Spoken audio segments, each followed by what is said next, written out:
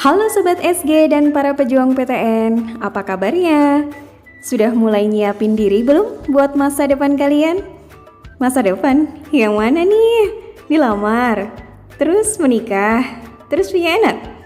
Duh, indahnya. Tapi bukan itu yang mau kita bahas. Kita lagi mau ngomongin tentang perguruan tinggi negeri tujuan kalian. Ayo, waktunya udah makin dekat nih buat bertempur dapetin PTN impian kalian. Kasih tahu kakak dong, pada pengen ke PTN mana nih? Bukannya kakak kepo, tapi justru kakak mau bantu nih buat bahas jalur masuk ke PTN itu ada apa aja. Yang pertama, SNMPTN, SBMPTN, dan Mandiri. Yuk kita simak untuk masing-masing jalurnya. Yang pertama, ada SNMPTN, singkatan dari Seleksi Nasional Masuk Perguruan Tinggi Negeri. Untuk SNMPTN, kuotanya minimal 20% dari kuota daya tampung di setiap prodi PTN. Kemudian seleksinya berdasarkan nilai rapor semester 1 sampai dengan semester 5 dan portofolio akademik lainnya.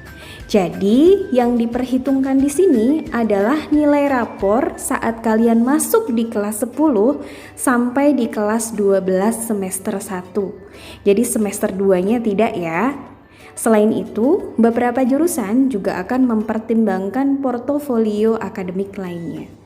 Untuk biayanya ditanggung oleh pemerintah alias gratis.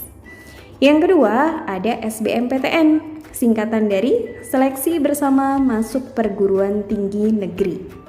Kuotanya minimal 30% untuk PTNBH dan minimal 40% untuk non-PTNBH dari kuota daya tampung di setiap prodi PTN. Bentar. Ada yang tahu nggak bedanya PTNBH dan non-PTNBH? Kita bahas nanti ya di akhir penjelasan. Balik lagi ke SBMPTN, seleksinya berdasar hasil UTBK dan kriteria lain yang disepakati oleh masing-masing PTN.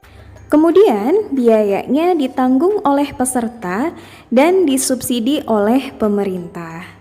Kemudian yang terakhir ada jalur mandiri. Kuotanya maksimal 50% untuk PTNBH dan maksimal 30% untuk non-PTNBH dari kuota daya tampung di setiap prodi PTN. Untuk seleksinya berdasarkan ujian yang diselenggarakan secara mandiri oleh masing-masing PTN atau ada juga yang menggunakan hasil nilai UTBK. Jadi tergantung kebijakan masing-masing PTN nantinya. Untuk biayanya ditanggung oleh peserta. Nah, itu tadi ketiga jalur untuk masuk ke PTN. Semoga cukup jelas ya. Oh ya, tadi kakak bilang mau bahas tentang perbedaan PTNBH dan non-PTNBH. Jadi PTNBH itu singkatan dari Perguruan Tinggi Negeri Berbadan Hukum. Mereka memiliki otonomi penuh dalam mengatur anggaran rumah tangga dan keuangannya sendiri. Saat ini baru ada 11 PTN di Indonesia yang berstatus PTNBH.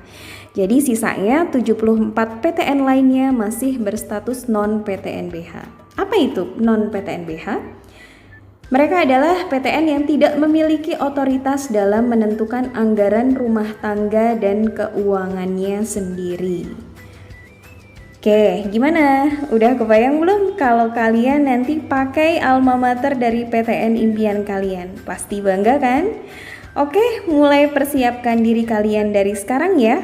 Untuk detail masing-masing jalur PTN akan kakak bahas nanti di pertemuan berikutnya.